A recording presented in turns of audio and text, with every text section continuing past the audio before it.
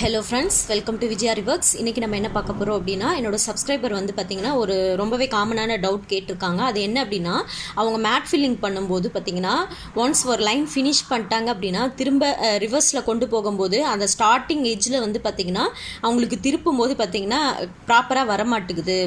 அதாவது ரிவர்ஸில் நம்ம திருப்பி ஸ்டிச் பண்ணுவோம் இல்லைங்களா, ஒரு லைன் முடித்ததும். ஸோ அது வந்து பார்த்திங்கன்னா அவங்களுக்கு ப்ராப்பராக ஸ்டிச்சஸ் வர மாட்டேங்குது. எண்ணாட் போட்டாலும் அங்கே பிசுராக வந்துட்டுருக்கு அப்படின்னு சொல்லிட்டு எனக்கு மெசேஜ் பண்ணியிருந்தாங்க. ஸோ அதில் வந்து பார்த்திங்கன்னா அவங்க அந்த இமேஜையும் ஷேர் பண்ணியிருந்தாங்க. அவங்க ட்ரை பண்ணியிருப்பாங்க இல்லைங்களா. ஸோ அவங்க அதை ட்ரை பண்ணும்போது என்ன மிஸ்டேக் ஆச்சுங்கிறதையும் எனக்கு வந்து பார்த்திங்கன்னா கிளியராக அந்த இமேஜையும் ஷேர் பண்ணியிருந்தாங்க. ஸோ நான் அதை பார்த்ததுக்கப்புறம் நான் அவங்கக்கிட்ட சொல்லியிருந்தேன், கொஞ்சம் மெதுவாக ட்ரை பண்ணுங்க அப்படின்னு சொல்லிட்டு. ஸோ இதுக்கு வந்து பார்த்திங்கன்னா எல்லாருக்குமே இந்த ப்ராப்ளம் இருக்குது. ஈவன் எனக்கும் வந்து பார்த்திங்கன்னா சம்டைம்ஸ் வந்து ஒரு லைன் ஃபினிஷ் பண்ணிவிட்டு திரும்ப ரிவர்ஸில் திருப்பி கொண்டு போகும்போது நமக்கு வந்து பார்த்திங்கன்னா அந்த ப்ராப்ளம் எல்லாருக்குமே வரும். அந்த இடத்துல வந்து கொஞ்சம் பிசுராக இருக்க மாதிரி, த்ரெட்டு தூக்கிட்டு இருக்க மாதிரி இருக்கும். ஸோ அவங்க அனுப்பின இமேஜை வந்து பார்த்திங்கன்னா நான் உங்களுக்கு இப்போ ஷேர் பண்ணுறேன். ஸோ வாங்க பார்க்கலாம். ஸோ இதுதான் வந்து பார்த்திங்கன்னா என்னோடய சப்ஸ்கிரைபர் ஷேர் பண்ண இமேஜ். ஸோ இதில் பார்க்கும்போதே உங்களுக்கு தெரியும், அவங்க ஒரு லைன் வந்து பார்த்திங்கன்னா நீட்டாக ஃபினிஷ் பண்ணியிருக்காங்க. ஸ்டார்டிங் வந்து பார்த்திங்கன்னா ரொம்பவே நல்லா கொண்டு வந்திருக்காங்க. பட் ஃபினிஷிங் தான் வந்து கொஞ்சம் கஷ்டமாக இருக்குது. பிகாஸ் அவங்க இப்போ தானே பிகினர், அவங்க இப்போ தான் ப்ராக்டிஸும் பண்ணிகிட்ருக்காங்க. ஸோ அதனால தான் அவங்களுக்கு வந்து பார்த்திங்கன்னா இந்த ப்ராப்ளம் இருக்குது.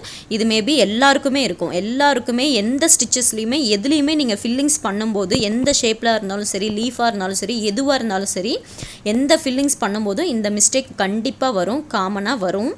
ஸோ இதை நீங்கள் கவலையே படாதீங்க. கொஞ்சம் ப்ராக்டிஸ் பண்ணிங்கன்னா போதும், ரொம்பவே சூப்பராக ஈஸியாக நீங்கள் வந்து அதை ஸ்டிச் பண்ணிடலாம். ஸோ இப்போ வாங்க இதை எப்படி வந்து பார்த்திங்கன்னா நீட்டாக ஃபினிஷ் பண்ணி திருப்பி கொண்டு வரது அப்படிங்கிறத நம்ம பார்க்கலாம்.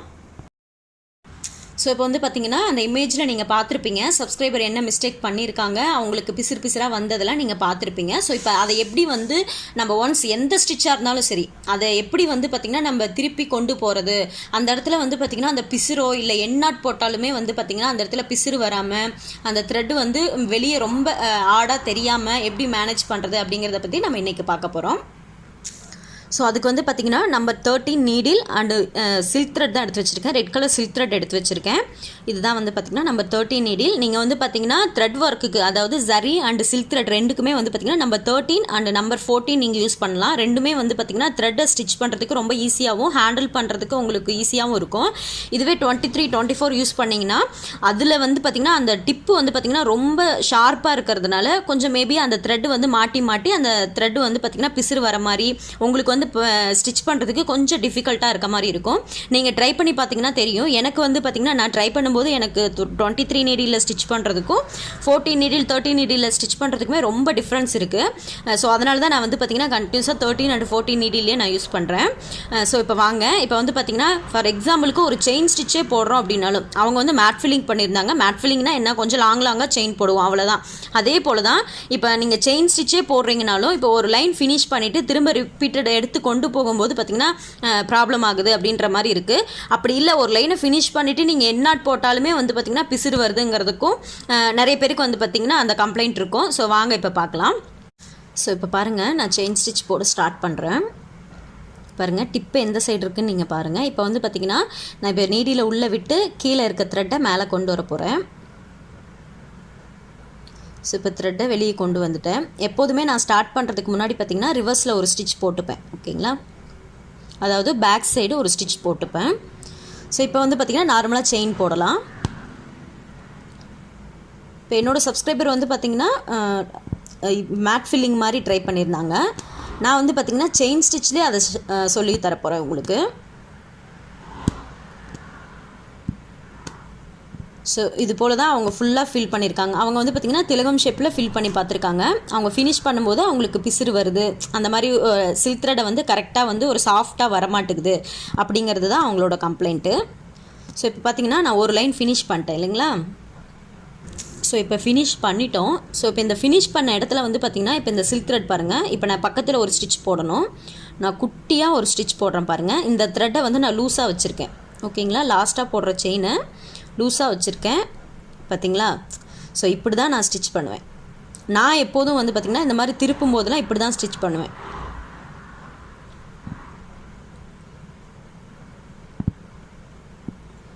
இதுக்கு மேலே வந்து பார்த்திங்கன்னா நம்ம நெருக்கமாக கூட ஸ்டிச்சஸ் போட்டுக்கலாம்.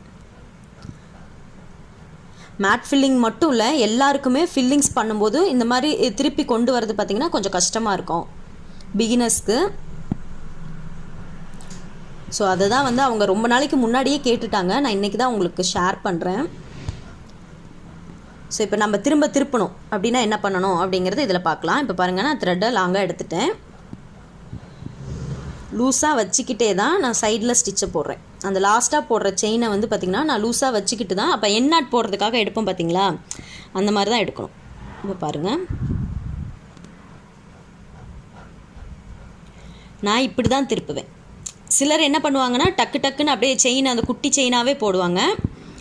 எனக்கு வந்து பார்த்திங்கன்னா இந்த மாதிரி நான் மேக்ஸிமம் எங்கே பண்ணுவேன் அப்படின்னா அந்த லீஃப்லலாம் பண்ணுவேன். லீஃபில் ஒரு உருவத்தில் வந்து நம்ம ஃபில் பண்ணும்போது, எக்ஸாம்பிளுக்கு வந்து இப்போ வந்து லோட்டஸ் ஃபில் பண்ணுறோம், மேங்கோ ஷேப்குள்ளே ஃபில் பண்ணுறோம், இல்லை பீகாக் ஃபில் பண்ணுறோம். ஸோ எதில் வந்து நம்ம ஃபில் பண்ணும்போது வந்து பார்த்திங்கன்னா திருப்பும்போது வந்து பார்த்திங்கன்னா நமக்கு அந்த மிடில் வரும்போது அந்த அசிங்கமாக அது முட்டிகிட்டு இருக்காமல், அதாவது இந்த த்ரெட்டு பாருங்கள் திருப்பி இருக்க இடம் கொஞ்சம் ஒரு மாதிரி தூக்கின மாதிரி இருக்கும். ஸோ அந்த மாதிரிலாம் இல்லாமல் ஸ்டிச் பண்ணணுன்னா கொஞ்சம் த்ரெட்டை லூஸாக வச்சுக்கிட்டு திருப்பினோம்னா தான் நமக்கு வந்து பார்த்திங்கன்னா திருப்புறதுக்கு ஈஸியாக இருக்கும். இப்போ நீங்களாம் என்ன பண்ணுவீங்கன்னா இப்படியே குட்டி ஸ்டிச் போட்டு திருப்புவீங்க. நானும் அப்படி தான் திருப்புவேன். ஏன்னா நம்ம ரொம்ப குட்டியாக ஸ்டிச் போடும்போது பார்த்திங்கன்னா சம்டைம்ஸ் நமக்கு த்ரெட்டில் மாட்டி வெளியே எடுக்க முடியாது. ஓகேங்களா, அந்த த்ரெட் வந்து லாக் ஆகிடும். ஸோ அதனால தான் நான் வந்து பார்த்திங்கன்னா கொஞ்சம் த்ரெட்டை லூஸாக வச்சுக்கிட்டு எடுப்பேன். ஓகேங்களா, இப்போ இப்படியே குட்டி ஸ்டிச் எடுத்தீங்க அப்படின்னா உங்களுக்கு ரொட்டேட் பண்ணி எடுக்கும்போது கஷ்டமாக இருக்கும். ஸோ அப்போ வந்து பார்த்திங்கன்னா பிசுறு வரும். இது வந்து பார்த்திங்கன்னா எல்லா ஃபில்லிங்ஸ்லையுமே உங்களுக்கு வந்து ரொம்ப யூஸ் ஆகும். ஸோ இப்போ அந்த சப்ஸ்கிரைபர் வந்து கேட்டது வந்து பார்த்திங்கன்னா இந்த மாதிரி திருப்பும் போது பார்த்திங்கன்னா அவங்களுக்கு பிசுறு வந்தது தான். அது இமேஜ்லேயே உங்களுக்கு நல்லா கிளியராக தெரிஞ்சிருக்கும் அவங்க என்ன மிஸ்டேக் பண்ணியிருக்காங்க அப்படின்னு சொல்லிட்டு. நான் பண்ணுற மாதிரியும் நீங்கள் ட்ரை பண்ணுங்கள். அப்படி இல்லைனா இப்படியே குட்டியாக ஒரு செயின் போட்டு உங்களால் திருப்ப முடியும். இப்போ பாருங்கள், எனக்கு ரொம்ப குட்டியாக போடுறதுனால எனக்கு என்ன ஆகுது, அந்த த்ரெட்டை ரொட்டேட் பண்ணி எடுத்துகிட்டு வரதுக்கு கொஞ்சம் கஷ்டமாக இருக்குது, அவ்வளோதான். ஸோ அது வந்து பார்த்திங்கன்னா நம்ம வேகமாக ஒர்க் பண்ணும்போது அது ரொம்பவே டிஃபிகல்ட்டாக இருக்கும். இப்போ நான் உங்களுக்கு ஸ்லோவாக பண்ணும்போது என்னால் ஈஸியாக எடுக்க முடிஞ்சிருச்சு. பட் நான் இதுவே ஒரு லீஃபில் ஒர்க் பண்ணுறேன், ஒரு ஃபில்லிங்ஸ் பண்ணுறேன் அப்படின்னா எனக்கு வந்து பார்த்திங்கன்னா அந்த மாதிரி எடுக்கிறதுக்கு எனக்கு கஷ்டமாக இருக்கும். இப்போ பாருங்கள், எனக்கு மெயின் கிளாத்தில் இருக்க த்ரெட்டு வந்து என்னோடய நீடியில் மாட்டிக்கிச்சு. இப்போ நீங்கள் வேகமாக இழுக்கக்கூடாது, அப்படியே நீடியில் ரொட்டேட் பண்ணி வெளியே எடுக்கணும். ஓகேங்களா. ஸோ இதுவும் வந்து எல்லாருக்குமே பிகினர்ஸ்க்கு வந்து அதிகமாக ப்ராப்ளம் ஆகும். என்னென்னா அந்த சில்க் த்ரெட்டை வெளியே எடுக்கும்போது பார்த்திங்கன்னா அந்த மெயின் கிளாத்தில் இருக்க த்ரெட்டு வந்து பார்த்திங்கன்னா நீடியில் மாட்டிக்கும். அப்போ வந்து நீங்கள் அப்படியே புல் பண்ணக்கூடாது, நீங்கள் பிடிச்சி இழுக்கக்கூடாது. என்ன பண்ணணும்னா இப்படி நீடியில் ரொட்டேட் பண்ணி எடுக்கணும். ஓகேங்களா.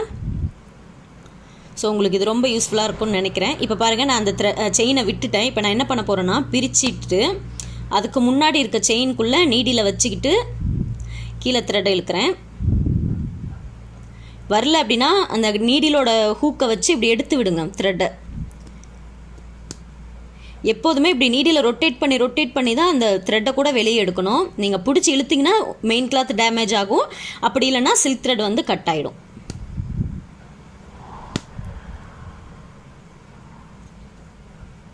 எனக்கு பார்த்திங்களா இந்த இடத்துல ரொம்ப குட்டியாக செயின் போட்டதுனால இப்போ என்னால் ஸ்டிச் அதை ரிவர்ஸில் இழுக்க முடியல.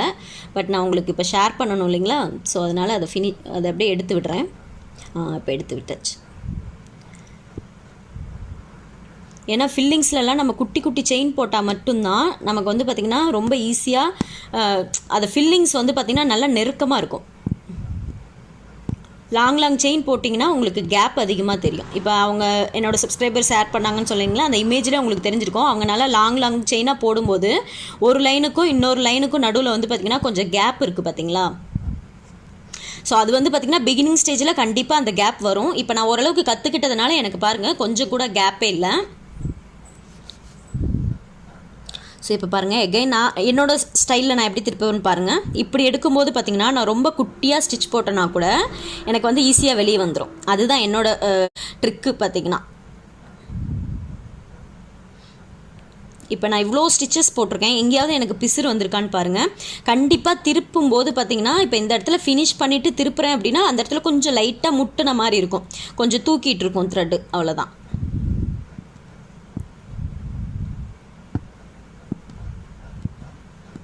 ஸோ இதே தான் வந்து திலகம் ஷேப்பில் அவங்க ஃபில் பண்ணியிருக்கிறது. இப்போ இந்த இடத்துல அப்படியே திலகம் ஷேப்போட கர்வ் வருது அப்படின்னா ஸோ அதுக்கேற்ற மாதிரி நீங்கள் அப்படியே கொஞ்சம் மேலேயே நம்ம செயினை போட்டு திருப்புவோம், அவ்வளோதான்.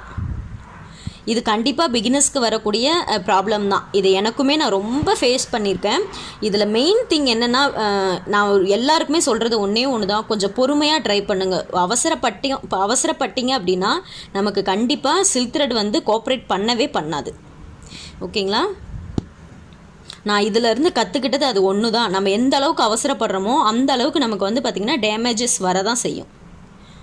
எந்த அளவுக்கு பொறுமையாக கற்றுக்குறோமோ, நம்ம பொறுமையாக கற்றுக்கிட்டால் மட்டும்தான் ரொம்ப சீக்கிரமாக ஃபாஸ்ட்டாக நம்ம ஸ்டிச் பண்ண கற்றுக்கலாம். இப்போ பார்த்திங்களா, இப்போ நான் லூஸாக த்ரெட்டை வச்சுக்கிட்டு தான் எடுத்தேன். இப்போ இப்படி இழுத்தோம்னா லாக் ஆகிடும். ஸோ நான் எப்போதும் அந்த லீஃபோட ஷார்ப் எட்ஜஸ்லாம் வரும்போது இப்படி தான் திருப்புவேன். எதனாலங்கிறது வந்து பார்த்திங்கன்னா, அந்த குட்டி செயின் போடுறதுனால என்னால் ரொட்டேட் பண்ணி டக்குன்னு வெளியே எடுக்க முடியாது. அந்த மாதிரி டைமில் கொஞ்சம் நம்ம வேகமாக புல் பண்ணாலும் நமக்கு த்ரெட்டு கட் ஆகிடும். அப்படி இல்லைன்னா பிசுறு வந்துடும். அந்த ரீசன் தான். ஸோ என்னால் முடிஞ்ச வரைக்கும் நான் ஃபாலோ பண்ணுற ட்ரிக்ஸ் எல்லாமே உங்களுக்கு நான் ஷேர் பண்ணிகிட்ருக்கேன். இப்போ பார்த்திங்களா, இப்போ இந்த இடத்துல லாங்காக செயினை விட்டுட்டு கீழேருந்து த்ரெட்டை எடுத்துடுறேன். ஸோ அப்போ அதனால் என்னால் வந்து த்ரெட்டை சீக்கிரமாக எடுத்துட முடியும். இப்போ வந்து பார்த்திங்கன்னா, எனக்கு மெயின் கிளாத்தில் இருக்க த்ரெட்டு என்னோடய நீடியில் மாட்டுது. அப்போ நான் என்ன பண்ணுறேன், ரொட்டேட் பண்ணனா எனக்கு வந்துடும் நீடில். நீங்கள் வந்து பார்த்திங்கன்னா புல் பண்ணி இழுக்கக்கூடாது. நான் திரும்ப திரும்ப சொல்லிகிட்டே இருக்கேன், என்னடா அது திரும்ப திரும்ப சொல்கிறாங்களே அப்படின்னு பார்க்காதீங்க. ஏன்னா இது உங்களுக்கு கண்டிப்பாக மைண்டில் நல்லா அப்சர்வ் ஆகிடும். ஸோ இதை நீங்கள் யோசிப்பீங்க. நீங்கள் பண்ணும்போது அவங்க திரும்பி திரும்பி சொன்னாங்களே, திரும்ப திரும்ப அதை சொன்னதையே சொல்லிகிட்டு இருந்தாங்களே, நீங்கள் கண்டிப்பாக யோசிப்பீங்க. இப்போ பாருங்கள், இப்போவும் எனக்கு மாட்டுது.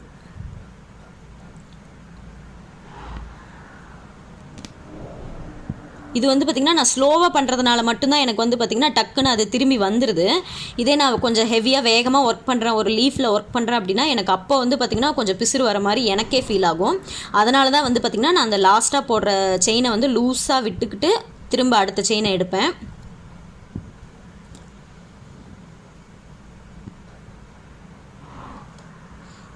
ஸோ இப்படி தான் நம்ம வந்து எடுத்தாகணும். இப்போ பாருங்கள், ஒரு த்ரெட்டு மிஸ் ஆகிட்டு எனக்கு தூக்கிட்டுருக்கு. இந்த அளவுக்கு நீங்கள் பொறுமையாக கற்றுக்கிட்டிங்கன்னா தான் உங்களுக்கு வேகமாக ஒர்க் பண்ணும்போது முடிஞ்ச அளவுக்கு அது வந்து உங்களுக்கு சப்போர்ட்டிவாக இருக்கும்.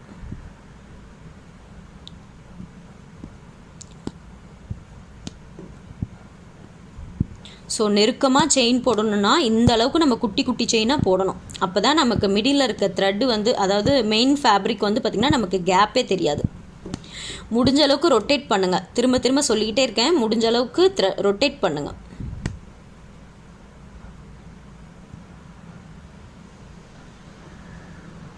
எனக்கு திரும்ப திரும்ப வந்து பார்த்திங்கன்னா அந்த மெயின் கிளாத்தோட ஃபேப்ரிக் வந்து மாட்டுது. ஏன்னா நான் கிராஸாக போடுறேன் பார்த்திங்களா, அந்த மெயின் கிளாத்தில் இருக்க த்ரெட்டு வந்து பார்த்திங்கன்னா இப்படி இருக்கும், அப்புறம் இப்படி ஆப்போசிட்டில் இருக்கும். நான் இப்போ வந்து கிராஸாக போடுறதுனால தான் எனக்கு அதிகமாக அதில் மாட்டுது.